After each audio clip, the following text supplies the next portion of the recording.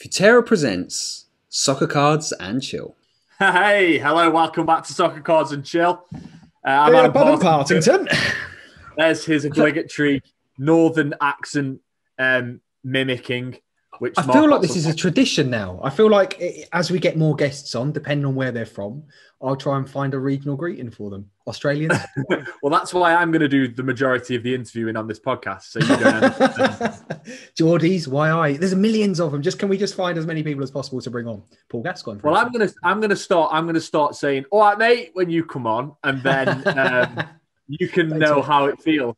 I don't talk anything like that. I've got new earphones because I felt like the last ones made me look a bit like Minnie Mouse. They did. Mickey Mouse. So I've got new ones. No, wait a minute. You look, man, just because you identify as a male doesn't mean that you have to be Mickey Mouse. You can be Minnie Mouse if you want. To be fair, we're going to go with Minnie Mouse for now. But these ones that I've got in my ear now, I'm worried they're going to fall out. They're like these newfangled ones that fall out and stuff like that. I've never sounded more like a 40-year-old in my whole entire life, Adam. You have. That is incorrect. You sound like a 40-year-old a lot of the time. Fair play. I'm getting there, mate. Look, if you're looking for a compliment, Mark, your earphones are very nice. It's good touch. Do you know what? Did we phone each other before the podcast just to make sure we were wearing the same thing? Is this like the podcast uniform now? No, to be fair, I've got the blue 2021 model that no one's ever seen before. And because I am a lowly head of marketing here at Futera, I've got last year's. Correct, model. You've got last year's one. So yeah, you're in there, mate. It's all good. Just to highlight the hierarchy here at Futera. Now, in this episode, we've got a jam-packed show. I've got a conversation with Jamie Salt coming up in a little bit. Those of you who are active in the card space on Instagram will know Jamie. He's got his own account on there. He's a really, really great guy. I enjoyed speaking with him. And Mark, I think the listeners are going to enjoy this episode. Although for me personally, it was great to kind of, as I'm on my journey within the trading card space, to try and slightly know what I'm talking about in the future. It's a great place for me to start. As I said in the last episode, I'm relatively new to Futera, so I'm been reintroduced to Futera. Obviously, this is my second stint with the company. The first one was many moons ago. So this time, I'm having to kind of re-educate myself on a hobby that's developed a lot. So yeah, good time to do that, ads, isn't it? Good time to do that with everything that's going on at the moment, mate. It's getting more and more exciting as we go along. I think Mark Wahlberg started his YouTube channel this week or last week, so everybody's getting in on the game now, aren't they? On that, yeah. In fact, as the majority of our listeners will be in the soccer card space, hey, if you know of any celebrities or people with a big online presence that that are into soccer cards that we might not be aware of, do let us know in the comment section underneath, because if you are aware, there might be some footballer out there that's mad about soccer cards that we're not aware of, and then we can try and link up with them. I think that would be a lot of fun, and I'm sure you'd agree and like to do that more. Let's get him on the show, ads. That would be exciting, on the show. Now, this is the first time we've picked up since Diego Maradona died, so let's talk about that. Sad news. Maradona is still a legend of the game. How sad were you about this news, Mark? Yeah, this is like, to football fans, he's the top of the tree. Like, he's without doubt, and I don't know where the arguments come in on this one, without doubt the greatest footballer of all time. He is our Jordan. He's our Gretzky. He's the greatest player that ever lived. And I don't know, if you haven't ever seen Maradona, if somehow you've never heard of Maradona, I've had people talk to me this week who's never heard of Maradona. Have a little watch on YouTube and just see what a magician this guy was. 1986, obviously, like, that's the year that really the world sort of took notice of him. And everybody remembers the hand of God, which was a goal that he scored in the quarterfinal of the World Cup, where he knocked the ball into the goal with his hands. Being English, I'm supposed to still be bitter about that, apparently. But what we always forget is 5 minutes later, on the worst pitch probably in World Cup history, he scored the greatest goal in ever in the game. And if you can spend some time on YouTube, just Google 1986 World Cup quarterfinal versus England, and just watch it, because it's literally poetry. So to answer your question, we just lost the greatest footballer in history. And I know that there was controversy about his life, but often great sportsmen or just geniuses in any field often have their demons as well, but like totally just remember him for everything he did on a football field and what the joy that he brought all of us as football fans. 100% just devastated. And it's also like, because we haven't picked up on this in the last 10 days, we've also lost Paolo Rossi, one of the greatest strikers in history of the game, Italian striker, sort of made his name in the 1982 World Cup. Great player. And today I've just heard it, we've just lost Gerard Houllier as well, which obviously is a Liverpool licensee, just gutted. Like, again, a great manager. And yeah, the footballing community, the football family are going to be mourning these three for a very long time, I think. So bad couple of weeks, ads in the football world. Bad couple of weeks. Also, Papa Boupa Diop as well would be in that time frame. The game I watched the game, Liverpool game yesterday, and they marked the start of that occasion with a little paying homage to Papa Boupa Diop, who obviously played for Fulham. So yeah, a collection of very talented footballers and managers in Houlier's case, especially, as an Evertonian, I remember Gerard Houllier as a Liverpool manager that kind of, I think, brought Liverpool back up to speed slightly. So I'm sure that the Reds are devastated in that, and obviously, I extend my condolences as well to them and to his family. On the football, Mark, you must be happy at the moment. For those of you listening to this and don't know, Mark's a West Ham fan. And I'm an Evertonian. So I don't sound anything like that. I actually do, but never mind. We'll carry on the joke. We'll keep it going. You must be happy though, David Moyes. Hey, he's doing a good job. Do you know what? The loss against Man United has sort of made me lose faith in the game a little bit. VAR is literally the worst invention to ever hit football, except for the bruised banana Arsenal kit in 1989 or whatever it was. That was pretty bad as well. But no, that's a good jersey. That's a good jersey. I like a yellow jersey. I don't know if it was yellow. Controversial there. Yeah, VAR has spoiled the last week of football. Even in our win against Leeds, VAR spoil it, in my opinion. The rules need to change if you're going to bring in something like that. But as a West Ham fan, good times. David Moyes is getting close to sort of genius level with us at the moment, and he's sorted out the team. And thanks for giving him to us, to be honest. It doesn't, mate. Well, I mean, we didn't particularly want him back, but when Carlo Ancelotti, David Moyes. However, what I will say is, I'm a big fifth and eighth. Just gonna put that. all right, okay. At the moment, sixth actually. Yeah. God. Yeah, I was going to say, I don't think with that win against Chelsea, which was a great win for Everton. Yep. I've enjoyed that. My sister's a Chelsea fan, so I sat down and watched that on Saturday night. My wife was at work. My brother is as well. They get everywhere. Really? I didn't realise your brother was. Yeah, my brother's a Chelsea fan.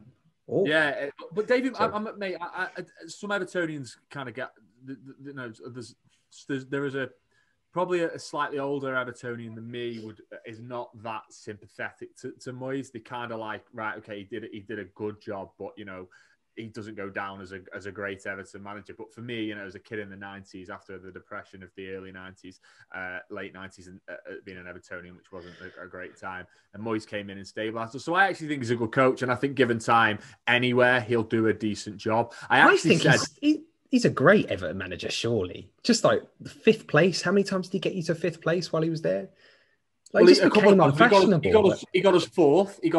Look, Mark, I'm an advocate. I am an advocate. If you take the context of where Everton was a football club and the players that he managed to bring in on the budget that he had, the job that he did, some people point the finger and say, well, our record away at, the bigger sides was terrible. He had 10 attempts at beating Liverpool at Anfield, didn't manage it in a time when Liverpool weren't exactly the side that they are now. People say, well, we never managed to win a trophy in 10 years, had a pretty decent side. But again, it's hard to do those things. They're not easy things. So I think in the context, if you take it all as a collective, he was an half decent coach, isn't he? Is a half decent coach, to be honest. He's doing well at us. By the way, there's not an earthquake in here. I've just realised I've been leaning on the chair, so I'll keep on moving the camera as we're going along. I'll just be watching myself there. That's it's not good. Maybe we should turn off being able to see yourself as you're doing this, ads. It's a bit off-putting. No. No? Okay, we'll carry on with that one, mate. We had a compliment underneath on the comment in the comment section of the last episode. Someone talking about what moisturizer we used. I'm a Dermot O'Leary guy. Been using this Dermot O'Leary as in the TV presenter in the UK. Those of you that don't know, Dermot O'Leary is a big, he's a TV personality in the UK, and he's got his own range. This is true. He's got his own range of what do they call it? What do they call it? Like men's skincare range, I think. And it's brilliant. I'm a big fan. This is no word of a lie. Scientist Dermot O'Leary, is that? Dermatologist. Dermatologist. He's a man of many. Dermatologist. I see. Mark, clever. Yeah, I get it. Unbelievable, Again, this is the 40-year-old jokes. That joke, genius. You do dad jokes without being a dad. I know. It's a skill that I've got, mate. It's a skill that I've got. Dermot O'Leary skin. He doesn't endorse Futera. He doesn't endorse our products, or he doesn't endorse this podcast. But I highly recommend his skincare range if you want radiant skin like mine. And mine's just good lighting, to be honest. Let's move this on, because the podcast, there's going to be people listening to this who can't see either of us. I've got no idea what we're talking about, and I've just spent the last 2 or 3 minutes. Yeah, and can't read about the moisturizers either. But yeah, just really good lighting, by the way. We'll just put it down to really good lighting. The main segment of this episode is an interview with Jamie Salt. I'm going to let the listeners listen to this now. It's about 45 minutes long. Great insight. I think if you are new to the hobby, it's going to really educate you on how things work. Jamie has got, I think almost a decade worth of experience in this space. He loves it. It's his thing. He works within it. I mean, he ticks a lot of boxes for us. So he was a great guest, and I really enjoyed speaking to him. So let's let the listeners listen to this, Mark, and then we'll come back and have a little chat. Looking forward to it, mate. Looking forward to it. Here we go then. Here's my interview with Jamie Salt. Jamie Salt, welcome to Soccer Cards and Chill. Thanks for having me. No problem.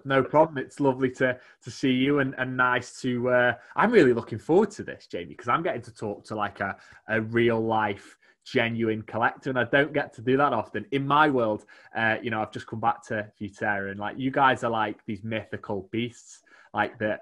I don't get to talk to. I wouldn't say that. I mean, Topps and Panini don't quite do such podcasts, so it's actually good to talk to a card manufacturer rather than just always. I mean, it's nice to talk to other collectors, but to talk to a card manufacturer is kind of something different, which is kind of cool. Well, we're both getting something from this then, Jamie. So isn't that lovely? That's what it's about, isn't it? Yeah. Look, I think we were just talking there before I hit record, really having an open and frank conversation. I was telling you that I'm still on my, I'm relatively new back into the industry, and I'm still on my journey, and I'm still learning. So that's one of the reasons why I really wanted to talk to you. And you were already critiquing some of the things that we do here. So we're going to have a great chat. First of all, though, mate, I think the best place to start for me is to kind of ask, why are you a collector? What's your story? Okay, so we touched on this beforehand, but previously I was actually an autograph collector, and it was kind of like the transition that Panini were adding soccer, football. I don't know how you want to do it. We'll say football because we're Englishmen. Okay, but people know what we're talking about. Okay, so with football cards, I noticed that Panini were starting to do autograph football cards in 2014 with Panini Prism. And then I saw that there was an easy way to kind of get into this hobby by buying like shares of the box. Like it's called group box breaking. It's like a trend in America where you can just buy a team in a box. And so I was a 14, 15-year-old kid with a £50 $50 budget. And I bought Ivory Coast in this group box break. Right. And I happened to pull like the best Drogba card in the product, which was the Drogba 1/1 autograph. Nice. And so 2 days later, I sold it for $3,000, and I never looked back. And that was kind of my $3,000 was kind of my start, my big start in the hobby. And from then, I've just been buying and selling and buying and buying and selling and grading and just keeping it going. And being on Instagram has allowed me to not only archive my collection, but also like expand like my personal brand. So people have got to know me through Instagram and through the cards I'm posting. Right. So you've okay. It's a really interesting little story there. There's a little bit to unpack. First of all, I'm really intrigued again as someone on the other side of the fence by this group breaking phenomenon. So, if again, you know, I from what I gather from that and what the little bits I've seen, it's kind of like a lottery in a way. You'll all buy a box and then you'll say, right, okay, you'll pay for it. What is it, a team? And then you get any card that belongs to that team. So breakers can do it in different ways. They tend to do it by the case, which in most products is 12 boxes per case. Yeah. And then you can buy a team in the whole case for a certain amount, and each team will be priced differently, depending on what you can hit. Usually in modern products, Argentina and Portugal and Barcelona, or depending on international, if it's club teams, the products with Messi, Ronaldo, and now Mbappe tend to be most. And recently you've seen Borussia Dortmund in Topps products be the most expensive teams because they've got the biggest lineup of rookies.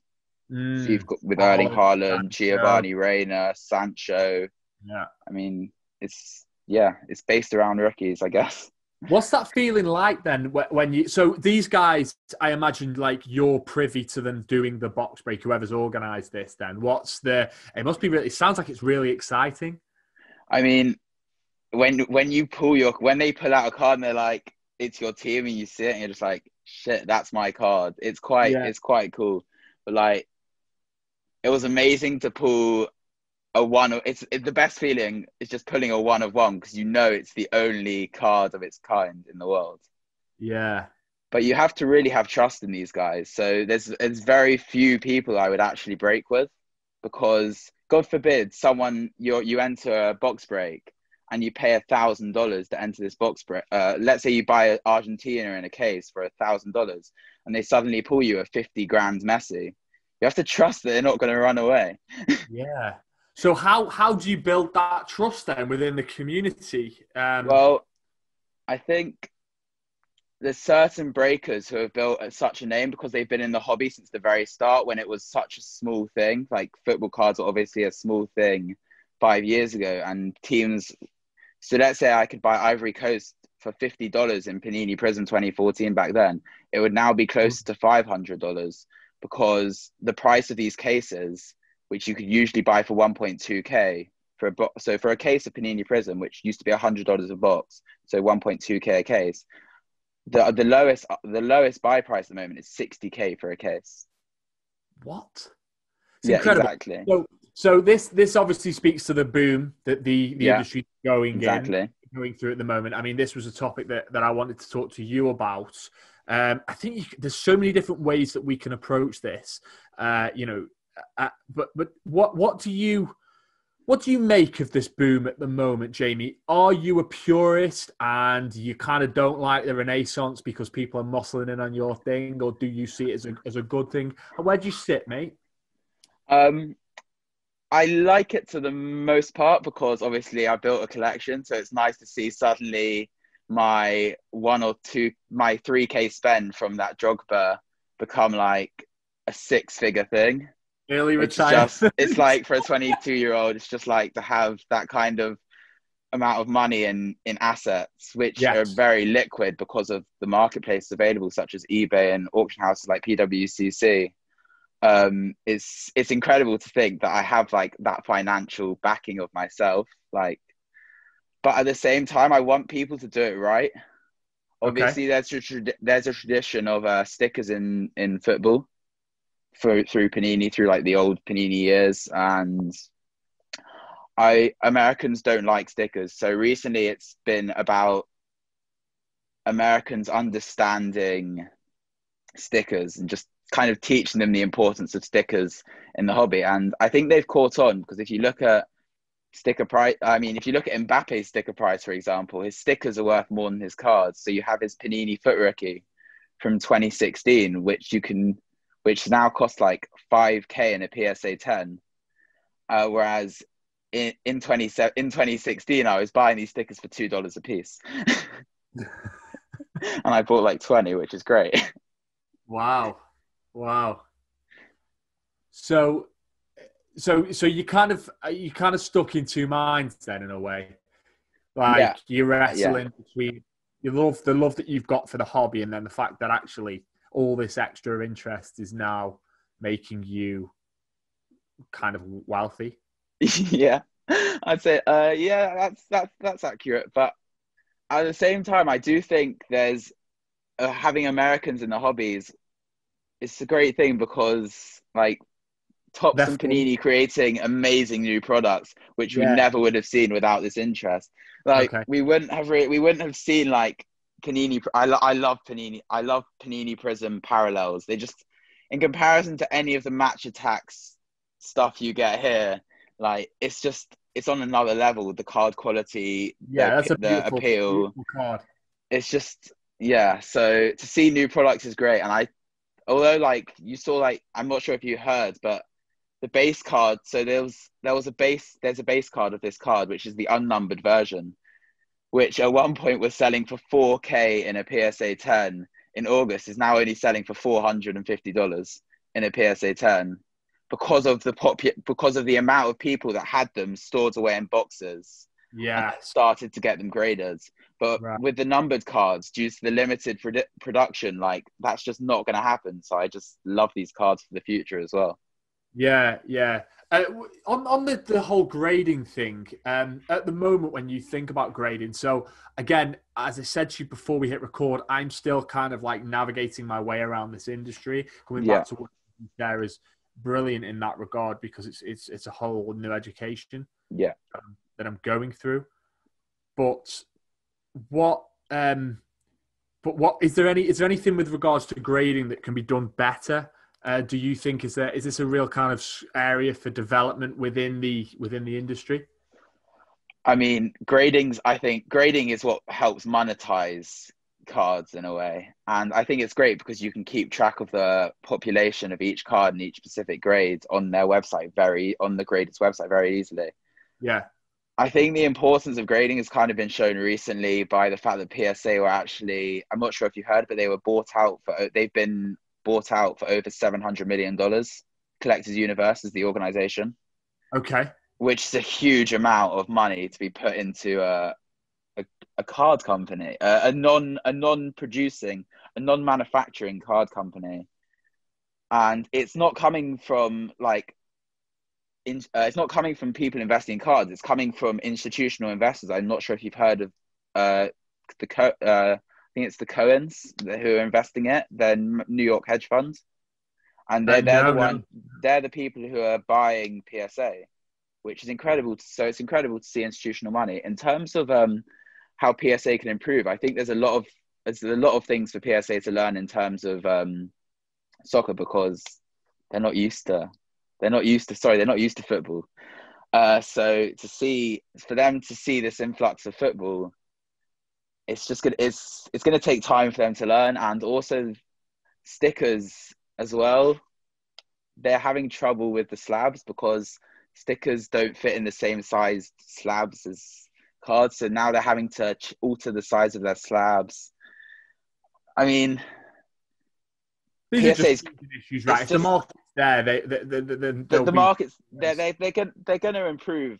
PSA are going to improve for soccer, but there is things they have to do to improve. What would that? So when you say they have to improve, because surely the same principles apply to a baseball card and a soccer card in terms of the quality. What do they learn about which players are valuable? So one thing I mentioned was the size of the slab. If they create a slab which has this much space and a sticker is only this small, the sticker is going to move around in the slab, and therefore the card's going to get damaged in the slab, and then what's the point of grading? Because you're getting a numerical grade and then it's getting damaged once it's inside. Another thing, of course, is the people there are obviously uneducated about soccer cards, and obviously there's a large amount of fake basketball cards and baseball cards that they know about because they're educated on it. But what happens when high-end fakes start to come into soccer, which we're already seeing with the likes of the Messi Mega Cracks rookie? Are they going to be able to spot it? That's another thing they're going to have to improve on. And then also there's... I don't understand why they... But I don't understand... Sorry, forgive my ignorance here, Jamie. I don't understand why they wouldn't be able to spot it, because they surely can identify fake baseball cards. So would they not be able to just identify fake soccer cards? I think the reason they can identify fake baseball cards is because they've seen so many of them.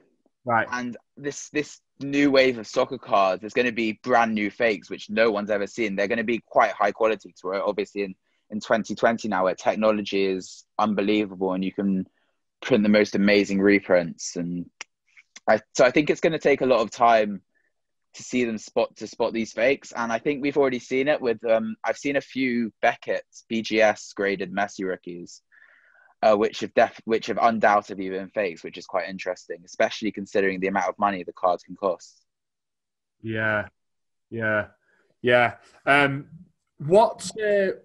is an interesting thing to think about moving forward. It's certainly something, as I've come into the industry, I thought the whole kind of grading process, I think from the outside looking in, just seems a little bit...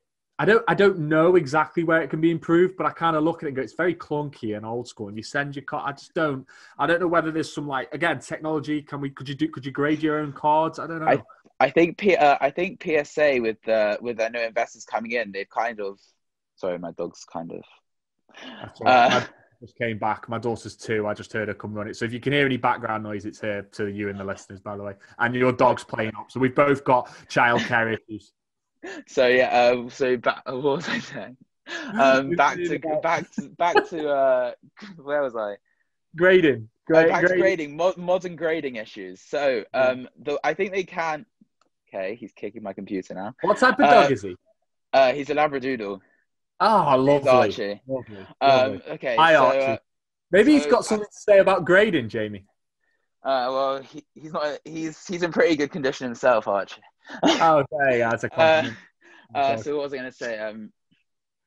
Okay. So with PSA, PSA technology. You think that? So with the new people buying PSA, they've actually already kind of made a statement. They want to increase technology at PSA, and whether that's computerizing the methods of grading, or if it's just archiving all their cards. They have a picture of each card by the serial number of the cards, and then I think any form of technology would help improve the industry, as long as they do it right and they put the proper effort and time into it. But right now, I think the main issue, which everyone's having a problem with, is the backlog that PSA have. Their 45-day service doesn't take 45 days. It takes 6 to 7 months. Really? So I have cards out. I've had cards out since June on the 45-day service, which haven't even entered the final 2 stages. They're still in the grading process. There's still quality assurance 1 and quality assurance 2 after that grading process. So I'm going to be waiting at least another month for a 45-day grading service from June. But I can't complain because they monetize my collection. Exactly. They bring such a good service. You can't complain. There you go. What types of cards do you tend to gravitate toward then? Obviously you've spoken about this isn't a Futera loving. We exactly playing with this podcast. So so it doesn't have to be necessarily our brand, of course. The other brands that you're into, but I'm more intrigued with that question though. Isn't necessarily the brand. I'm more intrigued at what type of cards you enjoy to collect, memorabilia cards, autos, whatever. So I'm not a huge fan of autos or memorabilia cards. Which is strange, given your background, though, the auto thing. That's how I started off. I completely started off. And then as more players started to sign more autographs in these products, it kind of became less rare. And you used to see the same autographs in the same products. And I was like, they're signing the same thing over and over again. I kind of wanted something different. So I bought a lot into vintage and stuff which you just don't see often. So I was looking at PSA pop reports in 2017 and saying, there's literally none of this card graded. It would be cool to have the only one of this card graded. And I kind of started buying early cards of I was looking into the American trends of the NFL and the NBA and the MLB. And I was just saying, rookies are so popular. And so I started buying a lot of vintage star rookies, which now is the most amazing thing, because these vintage star rookies are now like thousands of dollars, and I was buying them for literally like $1 or $2 a piece. I have been in the wrong game. It's just ridiculous when you consider when you see how far the market's come in the past 8 months, but especially like the past 2 years. It really is. It really is. It's a really fun Mbappe time. won the World Cup. Since Mbappe won the World Cup, everything happened. What are you pinning the? Because I hear lots of theories. You know, you've got lots of big entrepreneurs and that now online. People like Gary V talking at Yeah, of course. Hobby. What are you putting down? What are you putting the boom down to, Jamie? Well, I think the myth that needs to be like set aside is that cards have been booming for only during coronavirus, because that's just not true. Soccer cards have been on the rise since the start of 2018, and although the rise has been bigger in the past 6, 7, or 8 months, which has meant that more people are getting in, I think the upcoming 2026 World Cup in the US is a huge factor to people investing traditional money into the hobby, because they just know what the World Cup's going to bring to soccer cards, especially the fact that it's in the US. And also the fact that just people now understand that soccer is the world's biggest sport. And and in terms of revenue, it's got the most money, and in terms of social media, it's got the most following. So I think the realization of that, alongside the NBA card boom, is kind of in tandem allowed football cards to rise. Yeah, I mean, that's one of the... Incidentally, what you said there about the global game thing was actually one of the conversations I had with my director before I came back into the business. He said, look, he said, again, with us being here at Futera, just to talk about Futera for a second, we kind of specialised in soccer. We've got quite a decent soccer-orientated reach, a very good one in Asia. And that was what that did make me think a little bit, because I think, whilst... Again, I'm not a big fan of baseball. Not really neither. Of basketball. I've watched the sport live. I follow the NBA finals. I follow. American football's quite big in Britain now as well. People are getting into it. But yeah, still, it's getting there. These sports don't translate particularly well past Europe, really. I mean, there is an interest in basketball in Asia, of course. Asia, yeah. But if we could, as soon as we stack these sports up against football or soccer, in terms of global outreach, they're just nowhere. I mean, they play football everywhere from Canada to, Cambodia to the Congo. Like, literally, it's the sport that's played across the world, so it does present a lot of opportunity. Yeah, there. I actually heard like a stat, like the World Cup in comparison to like. I can't remember what the exact figure is, but the World Cup final is just so far above where the Super Bowl is in terms of viewing statistics. Like, I think it's like maybe 8 or 10 times, perhaps more, which kind of like shows like the biggest game in the NFL versus the biggest game in soccer, like where we're at. But of course, the market's dictated a lot by Americans. So you have to also consider that. So the Americans, because one thing that I want to do is, whereas I'm not yet comfortable talking at great length about cards, and that's why I'm having conversations with people like you, because as the marketing guy for Futera, I don't want to come in and start talking to collectors, people who've been in this game for a decade, whatever, and start talking to them about, they're going to go, listen, mate, you don't know what you're talking about, shut up. But one area where I do know what I'm talking about is the game of soccer. I'm a massive exactly. Yeah.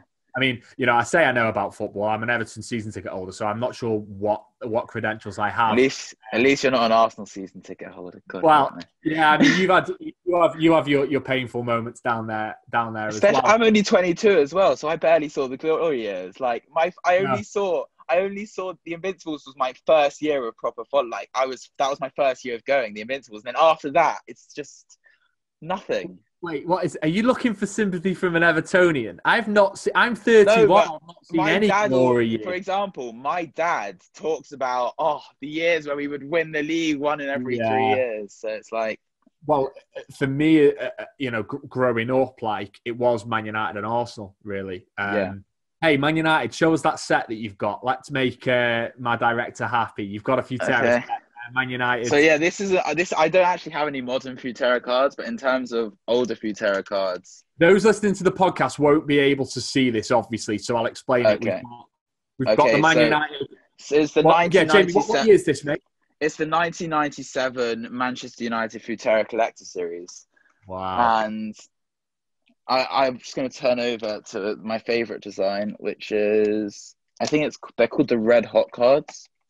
And wait, let me just get to them. It's so we have an early Beckham, I think, in here somewhere. So we have an early David Beckham, 1997. So what is it that you like about the Red Hot card so much?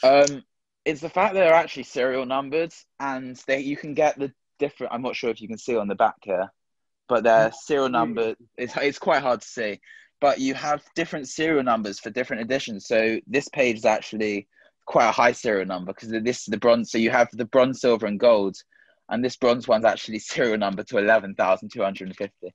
That's actually quite a high serial number. But I do love this series, and in terms of finding these in good condition anymore, you don't. So it's kind of cool to have. And then you actually had a redemption card in the same set, which is probably my rarest Futera cards, which is my George Best on card also.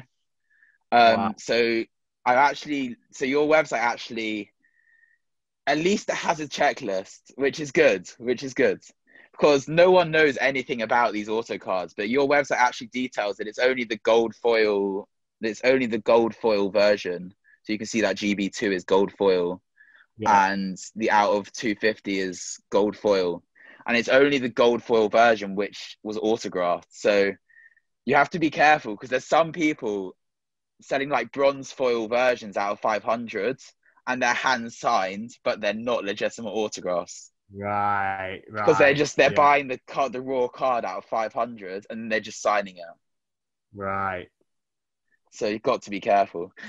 Yeah, it's a tricky one. It's a tricky one, isn't it? It was actually a redemption card as well. I have the original redemption. I think you'd get the redemption in a pack, and then you'd send it in by mail to Futera with a stamped address envelope, and they send you back the auto card. Really? I didn't know that. There you go. I think it's like I think they used to do it with like old baseball cards and like the 1990s with like upper deck stuff, and so I think that's like. Yeah, so it's kind of like an old school redemption card, which is kind of cool. That is cool. Moving forward, just before we go on to that, I was going to talk about like different players. That's where I was segueing to. Yeah. I was saying like, actually, no. So when I was talking about football knowledge or whatever, one thing I have noticed though, and I kind of want to help, not with my Futera hat on, just as a human. Really, that knows about football, because I do see a lot of Americans now are obviously excited by the game of soccer. They do, of course. Culturally, it's not native to them. It's just not like, that's not saying that there aren't Americans. There are lots of Americans who are very good at football and you know what they're talking about. On the East and the West Coast, is actually especially like on either coast, I'd say there's such a huge following for football just because you've had people come over.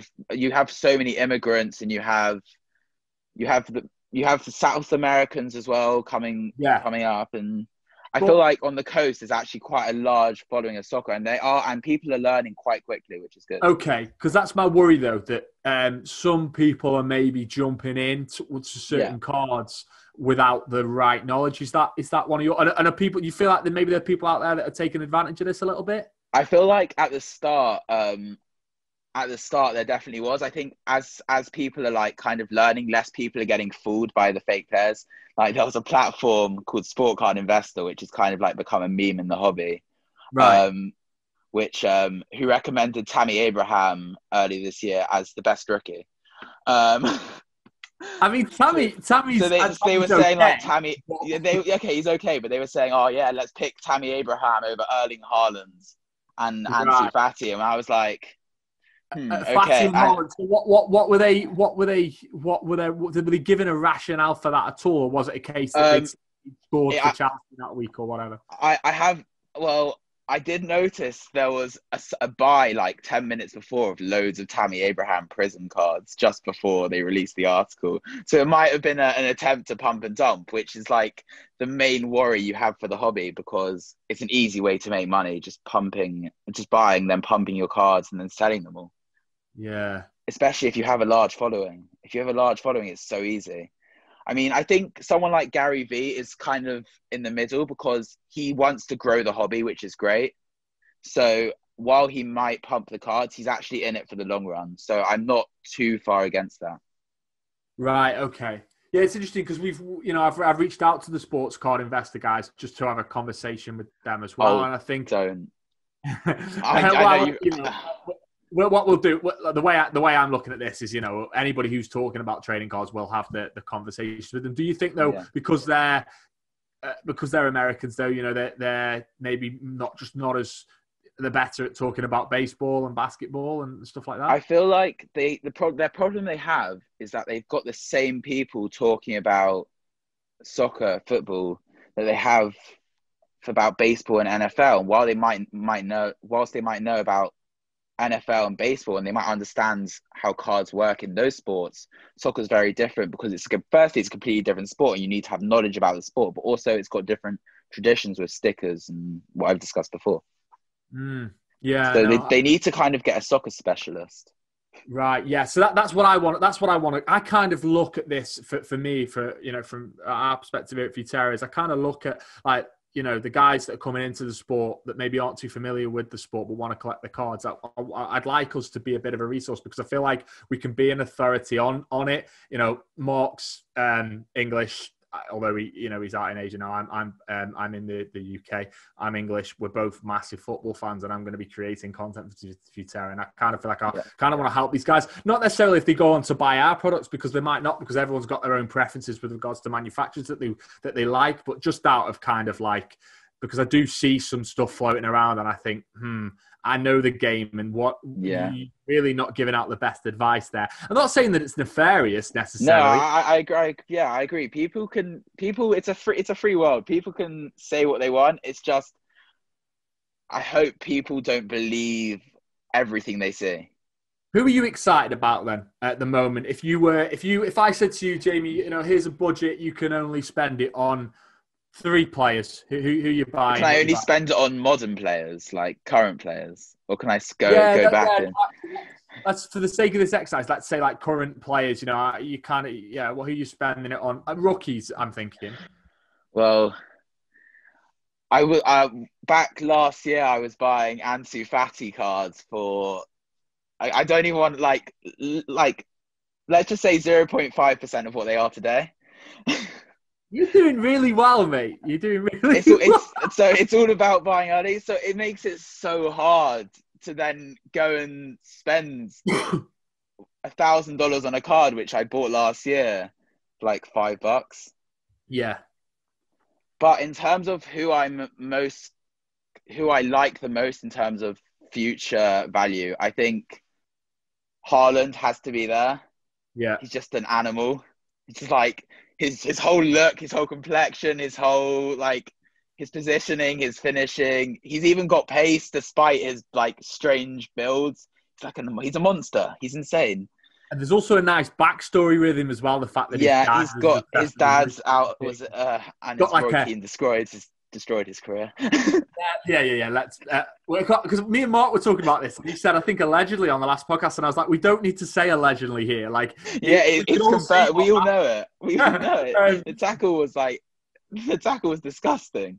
But there's a narrative there to Haaland. So I think you're right. I think he has this obscenely good natural ability as a footballer, which is almost scary sometimes.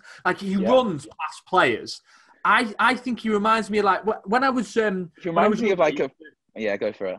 No, go on. You tell me, and I'll tell you. He reminds me of He reminds me of Frankenstein, but he can play football. He's been built in a lab. Some geezer sat down. Yeah, exactly. His whole it's just insane. Like, I've seen cartoons of him. He just looks like a monster.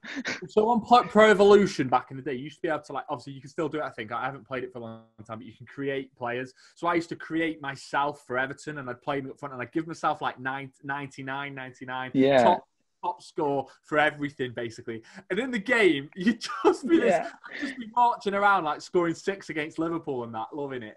And he reminds me of that. Like, you used to run on that game when you were 99, and you just kick the ball and run, and you just like you say. He's insane. He's insane. The guy's insane. So so Haaland's on there. The next one is actually I'm not sure if you've heard, but you've definitely heard of him. You've probably heard of him. Yusufa Moukoko. Moukoko, yeah, I have. Me and Mark were speaking about him the other day. Remind me again. Now. He turned 16 on the 20th of November. Where's he at? Think what Tops have done. They've signed Borussia Dortmund for a reason. Right. This is how Tops have massively expanded their brand this year. Okay. They signed Borussia Dortmund, who contain so many. Like, they have Borussia Dortmund on an exclusive deal, and it's like they have all the most amazing rookies, Borussia Dortmund, at the moment. So it's kind of like money, like it's just a money maker for them. And with Yusufa Moukoko, he turned 16 on the 20th of November, and like everyone who's seen him play in youth academy has said he's going to be one of the greatest footballers of our generation. But it was actually funny because I think on the 21st of November, the day after he was turned 16, he was out to make his debut. So he's hitting all that. So that match was hitting all the headlines because he was making his debut. And in that match, Haaland goes and scores 4 goals. So he steals the headlines. Yeah, Mark, I wasn't... Mark's mentioned him to me, but I wasn't aware of exactly where he was. But the surname, because it's a very unique surname as well. So, okay, so that's an interesting... But he's amazing because he can play for... He's actually... Although I think his parents aren't from Germany, but I believe he's born in Germany. So he's not only got the aspect of he's already at a top club and he's super young, but I think a key aspect for rookies is something that Haaland maybe doesn't have, is that he could win a World Cup, which is what caused the massive price boost in Mbappe. Mbappe, exactly. Mbappe doing that and then breaking the records, like the little things with Mbappe. Like exactly. I think a World Cup, if Messi or... Yeah. Imagine if Messi or Ronaldo won a World Cup. Yeah, this is going to be... That would be the most amazing thing for their cards, but I don't see it happening. No, this is part of... You're right, that's part of the issue with Haaland. Unless this kid, I don't know where his... It sounds like it's an African name. I don't know what his heritage is. Unless he decides, mad to go and play for, I don't see that happening. I think he's played for Germany at youth level. I think he's paid for Germany under 18 when he was 15. Right. That's how good he is. Yeah, I'm trying to think of absolute... Ryan Giggs was always one. Messi and Ronaldo are the two who stand out as the non-World Cup. They are. Wait, they are. But I mean... All right, the Argentines, like England, don't sometimes show up at big tournaments. The Portuguese... They got to the final, Argentina. Exactly, but the point... And the Portuguese... Argentina. I say Argentina. Argentina. Because you said Argentine. You said Argentine. I was like, Argentina. But the Portuguese have won a European championship. And as you say, so their national, but I feel like with someone like Giggs, Wales just didn't even qualify for tournaments then. And that's such a shame for someone with, imagine if Giggs, he would have just decided to play for England, which he probably could have. Yeah, but maybe that's the reason why his card values aren't as high as other vintage stars like Brazilian Ronaldo, Ronaldinho. He didn't win a World Cup. Exactly. That's the point I'm making. So I feel like okay, here's what I'm saying there. Again, you're the expert on cards, so I'm not disputing anything. No, you're. But I don't think the fact that Messi and Ronaldo haven't won a World Cup is impacting their cards as much as, say, Giggs. Just because Giggs was a phenomenal... There's another reason to that. Oh, what? It's off. Okay, so there's two... So you need to have 2 of 3 things to have, ultimate card prices. And... it helps to have as many of these as possible. And the 2 of the 3 things are, so you have Champions League, the 3 things you have are the Champions League, the Ballon d'Or, and the World Cup. And Giggs only won one of those. He only won a Champions League. Yeah. So you need to have at least 2 of those. And Mbappe's already won one. He's already won a World Cup. But to cement his his greatness, he'll probably need to win a Ballon d'Or. And or multiple Champions Leagues or another World Cup. So you need to have multiple champions. You need to have 2 or 3 things: multiple Champions Leagues, multiple World Cups, and a Ballon d'Or. So Messi and Ronaldo is obviously cemented because of the amount of times and the amount of dominance they've had of the Ballon d'Or. The amount of dominance they've had of the Ballon d'Or. Yeah. Just to conclude, then, this is a really fun question. Let's say that you are on my side of the fence. You're pulling. Yeah. You're my boss, Jamie. You're pulling the strings here at Futera. What kind of things would you be doing as a manufacturer at the moment?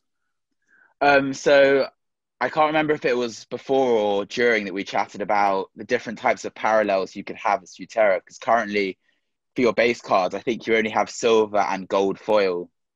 But if you added more numbered variations of your cards, I think it would help because you could remove some of the lesser autos from your products and then include more of the base cheap cards, which are cheaper to produce because you don't have to bother getting autographs and match-worn shirts. And then you could insert maybe just one, or I don't know how this appeals to your target audience because obviously Asia, they love the patch and the autos. But if you had maybe 1 or 2 patch autos per box, and then you had all these a bunch of numbered parallels, and then you got rid of the lesser players for the patch autos. So I think the best example of this is, again, I love the product too much. 2014 World Cup Prism. Their auto checklist was only, I think your auto checklist when you have your products quite big, it's like 60, 70, 80 players. But their auto checklist was only 32 players. But they were all world-class autos. Like you had, in the same product, you had Messi, Pele, Maradona, Van Basten, Baggio, Ronaldo. You just had like the best autograph checklist. And if you just focused it down into just a smaller autograph checklist of higher quality players, I think people would be less worried about pulling lesser cards in such expensive boxes. And finally, you've got to hop on the rookie trend. Make a symbol for rookies. Just do something to define it as a rookie card and make the individual cards more valuable. So by making the individual cards more valuable, you'll get more people buying your boxes, I think. But within our sets, we do have like rookie cards, like future stars, you know. Yeah, but it's something about a rookie. So in America, there's inserts and there's base cards.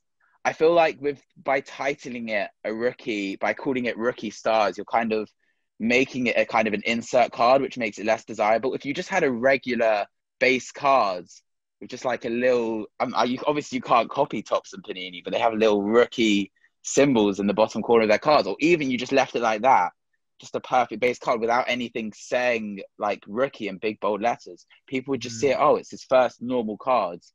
And it's something we really want in our collections because it's his first card. Obviously, licensing issues might have an effect on that, but yeah.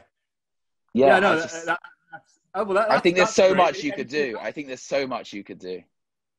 Cool. Well, there is a lot that we can do. It's one of the reasons why I've come back to Futera, and the future is rather exciting. It is. You're very lucky. Look, Jamie, it has been a real pleasure speaking to you, mate. You have educated me a lot. Thank you for having me. No. Thank you for coming on. We will most definitely do this again. I think I love the fact that you have 2 icons of the game behind you in Maradona and Pele. And I have Stephen Naismith sandwiched in between Koke and Tonali. Tonali's a great prospect, though. If he can perform, he could be great. Bless Nate. Probably not so much anymore at 34. Does he still play for Scotland, or has he stopped now? I don't think he plays for Scotland anymore, but I think he's still at Hearts. He could have moved on now, but yeah, he's one of me. I think I saw him. That's where I kind of think I saw him. I think I saw him score on Sky Sports News in a highlights reel at Hearts last year. Yeah, he's been banging them into Hearts. He was banging them in last season. So anyway, Jamie, thank you for coming on to Soccer Cards and Chill. And where can people find you just quickly? So I'm on Instagram at Jamie UK Collector. You can DM me anytime if you ever have any questions. So yeah, that's pretty much all. Thanks, Thank Jamie. you. Cheers, Thanks then. for having me. Thanks. Bye. Bye. Okay, so welcome back to part 2 of Soccer Cards and Chill. You have just heard the interview that I did with Jamie Sult. Great interview, as I said before we played the interview. It was brilliant to talk to Jamie. Mark, Jamie has, well, he said some very intriguing things during that little segment. One thing I do want to pick up on with you, though, is you saw his old Man United Futera set from back in the day. What do you remember about that collection? I think it was just the year that I started, or the year just before. So it's the 1997 fan selection, I think, around about that. I think it could have been that sort of era. The George Best card, that's immense, isn't it? Like the whole idea that it was a redemption at the time. George Best was a bit of a... What does that mean? What so, because he was talking about something about like you used to kind of send a card back to get it signed. Can you explain that?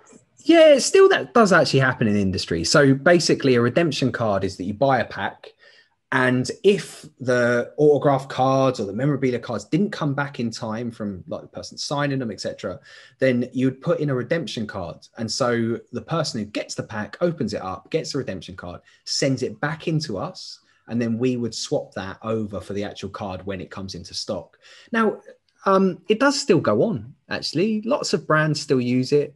I can't think of a time we've used it recently. There might have been a few in the Onyx set that we did recently, but it's totally normal, very normal thing to happen. I didn't actually realize that the George Best ones were. He was a bit of a fan. He, from what I wasn't around at the time, but from what I understand, sort of like he had a few sets of cards and stuff like that. He liked them. So that for me is the sort of the holy grail of Futera cards. That one for me is the one that sort of, I've never held it in my hand.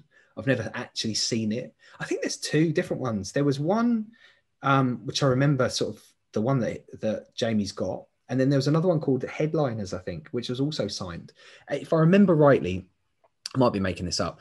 It had like a sort of newspaper background on it, and it was called Headliners. And I remember sort of seeing the artwork for that when I first started. So I started in 1997. So it was literally in the same year as that was brought out, but I think I was just a little bit later. But those sets around that time were great. We did a set around that time called the Captain set. I think we did it for Celtic, Chelsea, Arsenal, and Manchester United, and maybe Liverpool as well. It was just a beautiful set of every captain, sort of every major captain for each of the clubs. I remember it had sort of like a marble design to it in green. Beautiful set. I loved that, the vintage stuff. If you're ever on eBay, have a little look at Futera and sort of the round about the 90s. Some great stuff in there. NSL, the NSL set, 1994, first ever Futera football cards. If you can get those, again, it's just a piece of the company's history. Like I still go on eBay just to see if I can get sets because we don't have a set anymore. So I'm always looking for a full set. A couple of our mates are in it now. It's people that we've created, like sort of built into a network because we're selling the teamwear, etc. So a few of our mates are actually in that set, which makes it even more sort of collectible to me as a personal thing. But no, it's cool. So we're actually working with players from that set now in a different life, almost. Yeah, that's correct. Yeah, and just something different. But yeah, it's to me, it's really collectible. Certain cards I really want to see from it. So yeah, no, it's wicked. Really, really good. Really, really good. No, it is. It is. And Mark, there's another thing that I want to pick up on from the conversation with Jamie. And I've been thinking about this over the last couple of days, actually, since we had the chat. And it's about like what credentials a player needs to go on and command value into the future and kind of become like an iconic card to collect. Jamie's theory on this was that there was kind of a player needs to meet 3 or 2 of these 3 criteria. So the first one is a Ballon d'Or. They need to win a Ballon d'Or, a World Cup, and or a Champions League. That was his thinking. Without any of those 3 things, you know, it kind of will impact the value of a card or the collectability of a card. Obviously, this is separate from what form the card takes. You know, if you've got an autograph, then it's an autograph card. Then that, you know, that's probably more collectible than maybe some of the others. So Jamie's do you agree with that? Jamie's talking about a player specifically, because I do agree with it, although I think that there are other things that you can take into account when you're looking at cards that have become super valuable. Like, so for instance, the most valuable trading card in history, the Honus Wagner card. Honus Wagner, to my knowledge, and again, I'm not a baseball fan, I don't know anything about the game, but from what I understand, the Honus Wagner card, Honus Wagner was not the greatest baseball player. From what I understand is that he stopped them from printing so many Honus Wagner cards in that set, which basically meant that his card become ultra rare. Now, I might be wrong on that. There might be another reason why, but I believe that his card became ultra rare. So, and therefore it was very difficult to get. And now there's hardly any, and that's why they're worth so much. So rarity can increase perceived value, in my opinion, as well. But I think he's bang on with sort of the criteria now that makes a player worthwhile. One thing while we're on that, Maradona, I keep on hearing from people, well, he never won a Ballon d'Or. Just to clear that up, he could not win a Ballon d'Or. It wasn't until 1995 that they allowed people who weren't European to win a Ballon d'Or. So if he had, he would have cleared up season after season after season. He was that good. So that's the one thing on that. No, I do agree. I think winning a World Cup nowadays is a major one. I think Mbappe, that's a reason why his cards are going for such big money. Sort of will probably stop Haaland unless something major happens at a World Cup. Will probably stop Haaland from being able to win a World Cup. So he's going to have to win a Ballon d'Or. He will. And so, yeah, I think he's right. I think he's right on that. I think there's maybe a few tweaks. And obviously there's a few sort of freakish moments that mean that cards can go up in value for other reasons. And normally that's to do with rarity. But no, I think he's pretty much spot on. He knows his stuff, certainly. He does, which makes it tough to question someone of his knowledge. But I wonder if there's anybody that fits that criteria that actually doesn't command a lot of value within the space. Well, that's a good question. I hadn't thought. Yeah, like if you flip it, actually, I don't know.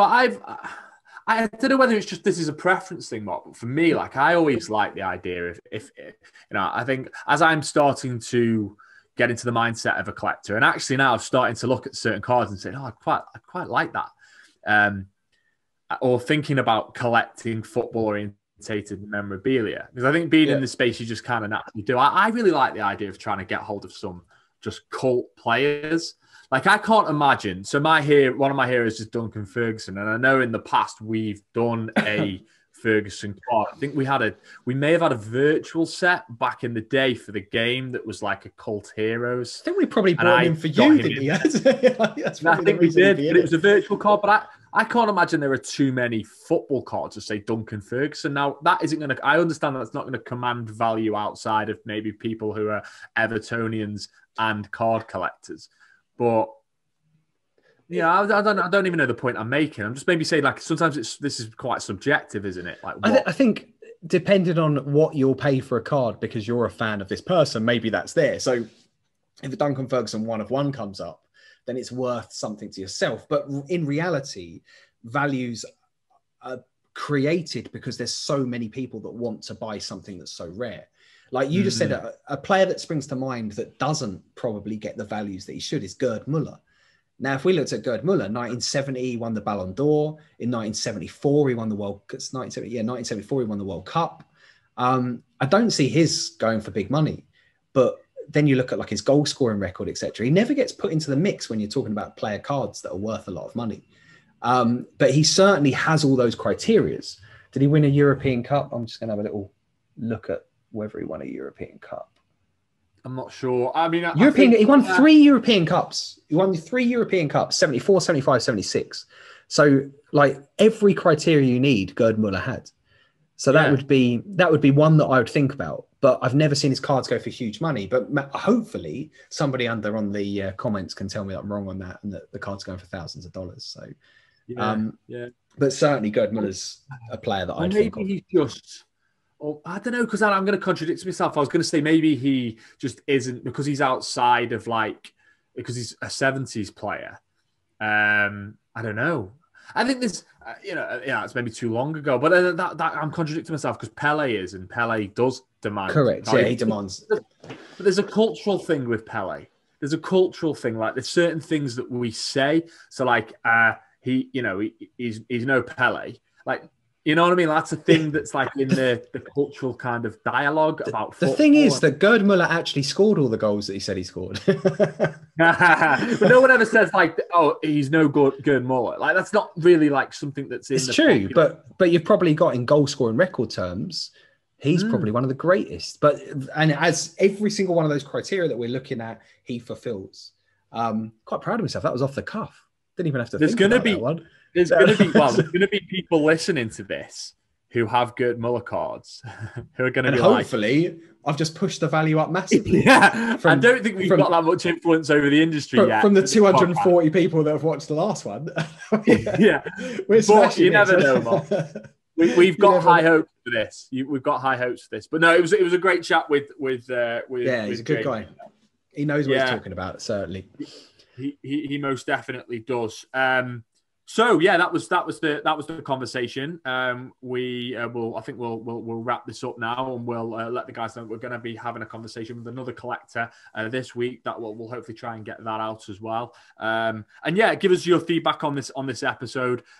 We really want that feedback. We won't take it personally, if you've got criticisms, as long as they're, constructive and we can use them. If you've got any feedback on how we can potentially improve the podcast, then obviously let us know what you like as well. Let us know that. Obviously, anything to do with moisturizer as well, adds some banging because, as I said, we could do with some. So yeah, let us know your favorite moisturizer. Free samples thrown down to us as well. We'll be in there.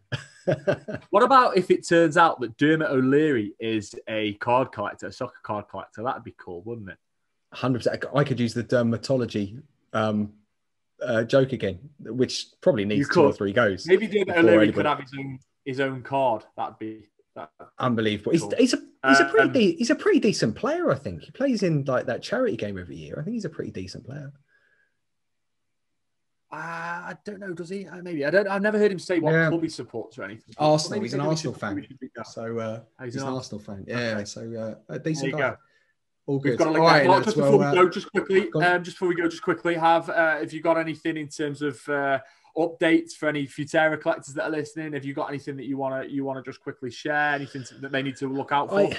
I think sort of keep a watch on this space at the moment. We've got a few things that we're going to be announcing very soon. Really exciting stuff. Things that we haven't done before, so new collections. And they're a little bit different. So certainly you'll hear about it first here. Hopefully we'll be sort of announcing it here and also showing you some of the products. But keep an eye out for that. And there's some really exciting stuff down in the pipeline at the moment for us. So yeah. Actually, before we go, I've just remembered. I do want to ask you another question. Oh, go on. The $1 billion card question. Not the $1 billion card. Wait a minute, that's nonsense. What will be? Go on. you keep on having an earthquake. No. The $1 million card. This is, I think, a debate. The first $1 million soccer card. You mean like I've seen a load of videos this week being put up on YouTube about what's the first $1 million soccer card. So is that what you're asking? Like, what do you think? I think is the most. All right. Yes, I've seen these videos as well pop up. It seems like it. These kind of little memes come in within different sectors on the internet, and then everyone starts talking about a topic. This is a kind of one for our space. So the first $1 million soccer card. Have you got a prediction, Mark? Do you know what? Good timing for this one. Wayne Gretzky, the famous ice hockey player, greatest ice hockey player. His rookie card just went for $1 million. So. An ice hockey card, global sport here in football. Correct. So an ice hockey card has gone, albeit he's probably the greatest sportsman in history.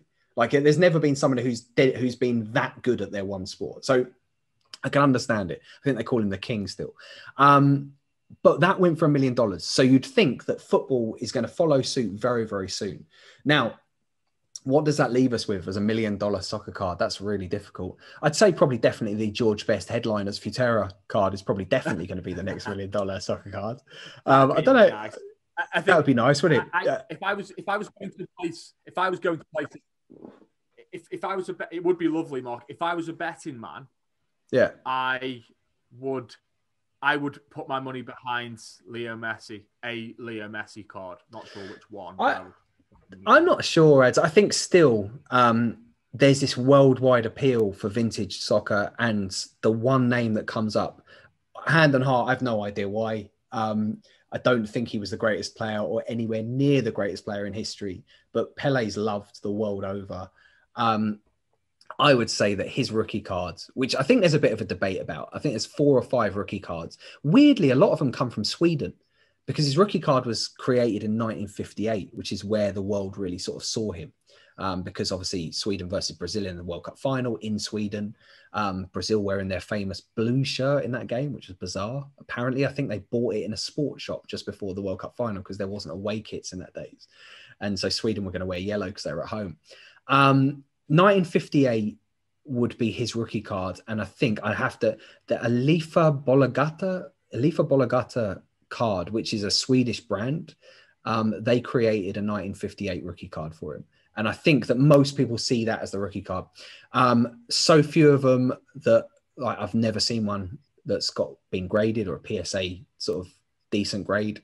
But apparently even sort of the low graded ones are going for serious money at the moment. So I would say that would be it. Shooting from left field.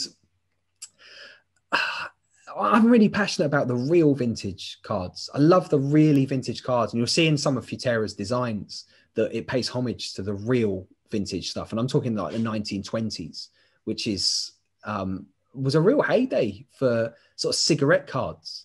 Like they put cigarette cards into packs. So when you open up your packs, you'd have a little card that came out of it. And Taddies was like the ultimate in cigarette cards. They had cards for clowns. And I think they're like sort of mock autograph cards for things like American presidents, if I remember rightly. I've seen some cards for them. But they had a football set, which was called Prominent. And I think it was called London Makers was the 3rd set that they brought out, which was really rare. And it had some really rare cards in there because it had Manchester United players, Liverpool players, etc. It was a beautiful card. It's black and white in a little circle, very similar to the Futera Prominent card that we now produce. And there were a few players in that. I think there was a player called a Manchester United player, Stockton. I think he died that year that one was brought out. So he died of, I can't remember, septicemia. And his card is very rare, a very short run of it. For some reason, some cards were long runs and some cards are short runs. And I don't think a decent version of that card has ever actually been seen. I think it's Stockton. I can't remember the name perfectly. But anyway, again, that card, if it was found, if there was a perfect version of it found, could go for good money. It's a little bit left field because obviously it's not the same kind of market as having a Pele card. But the Taddy cards hold such a value because they're quite rare. They still go for a few $100s at the moment. I suppose if there was a graded version, it would go for a lot of money. So what's your opposition to my suggestion that Lionel Messi or Ronaldo would be the players that come on this? Is it because more modern recent cards, their rookie cards would have been mass produced?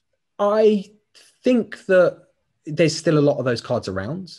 But obviously, straight away, the collectors will tell me like the 2014, the Panini set for the World Cup. That's obviously got a massive following. And so a Lionel Messi card from that, they go for huge amounts of money. Of course they do. But I just don't know what, like there's stickers for Lionel Messi, which is probably these rookies. There's Ronaldo stickers. I know that Gary V holds up his Ronaldo rookie stickers. I don't think they are the rookies, but he holds the rookie stickers up all the time saying he's got the rookie cards. I don't think they go for huge amounts yet. They might be in a few thousands, but I think it's a little while before that comes up. And I really do think that the market at the moment for the big money is in the older players. But again, I think everyone's probably going to disagree. This is like circumstantial. Like everybody's going to disagree with this in the comments. I think they should. Like, I want to hear what you think is going to be the $1 million card, because I think, Ads, to be fair, mine are a little bit out there. Whereas you're probably, by saying Lionel Messi or saying Cristiano Ronaldo, you're a lot more mainstream on your thinking. And probably you're going to be right and I'll be wrong on that one. But be interesting to see what other people think, or maybe there's a totally different card. Maradona cards now. I'm sure there's a Maradona card out there that is a huge amount of collectors that are looking for it. His rookie card, etc. I don't know what it is, but it's rookie card. I mean, again, this is maybe my naivety within the industry, but for me as a collector, I'd be like, I'd want a little bit more than. I mean, rookie cards are great, of course they are. There's something really symbolic about them, and the fact that they were produced at a time when no one really saw this coming. So the Cristiano Ronaldo ones, like, no one could have predicted how good he was going to be at that point. The ones where he's still playing for Sporting Lisbon, that's amazing. It isn't amazing. I get the pull, but I just feel like I'd want like an autograph or a piece of the player's jersey within the card, a memo card of some kind. That just feels like more intuitively natural to me, but that might be because I'm not a natural collector. Goes in peaks and troughs, I think, ads. You've got, like, at 1 minute, your rookie cards are really popular, base card parallels are popular, then it will move on to your memorabilia cards become ultra popular, and your autograph cards, etc. That's just how it works, I suppose. And at the moment, certainly sort of parallels of rookies are really, really popular at the moment. So I can understand that one. I know that people are going out and buying as many as they can of like the new rookies that are coming through. And look, that's what's boosting the industry. So long may it continue at the end of the day. Long may that continue. Long may it continue. Right, that is all for Soccer Cards and Chill for this week.